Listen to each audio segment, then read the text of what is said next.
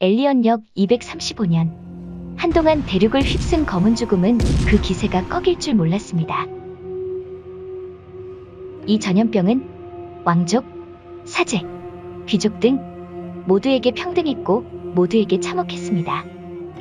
칼페오는 이 참혹한 상황을 타개하고자 산채로 추방한 자들을 한 지역에 억압하기 시작합니다. 그곳은 천민촌이라고 불렸죠. 천민촌에 내쳐진 이들은 썩어가며 부패하는 끔찍한 죽음만을 기다리고 있었죠.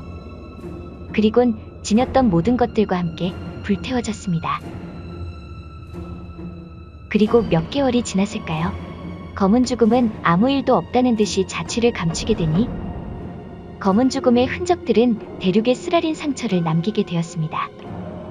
특히 계급사회의 하층민들은 더욱이나 어려운 상황에 놓이게 되었죠. 귀족들의 행패는 시대를 불문하고 하층민들을 숨턱까지 죄어왔었죠. 이런 상황 속에 칼페온 국교인 엘리언교의 입지는 하늘이 무섭게 점점 위태해져 갔습니다. 전염병이 활개치던 그 상황에 사람들은 엘리언에게 제발 이 끔찍한 재앙을 멈춰달라는 기도만 할 뿐이었죠. 하지만 엘리언, 실비아는 그 절실한 기도에 답해주지 못했기 때문에 그저 엘비아 저편에서 하둠의 힘이 커지는 것을 억제하기도 벅찼기 때문입니다. 기댈 수 있는 건 그저 기도뿐이었던 하층민들은 점점 계급사회의 불합리함과 귀족에게만 누려주었던 종교의 관대함에 가슴속 불씨를 지피게 되었죠.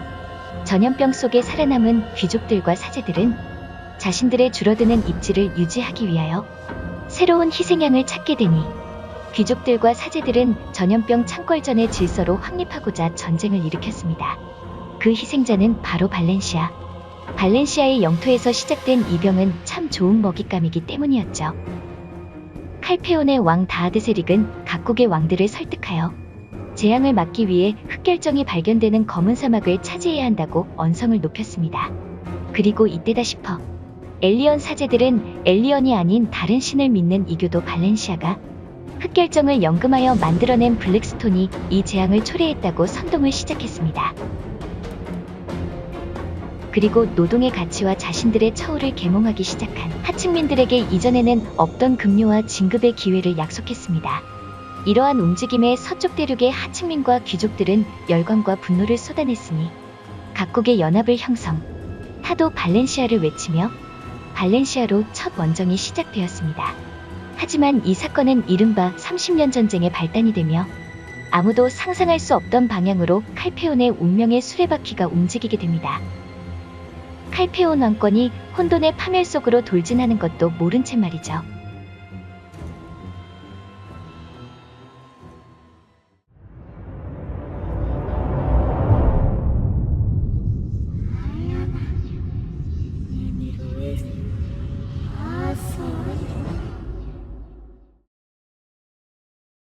전쟁의 포화 속에 산화되는 서대륙의 생명들, 그리고 그 이면에 비열한 계획을 품고 있는 엘리언교.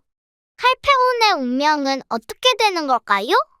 다음 이야기에서 계속됩니다.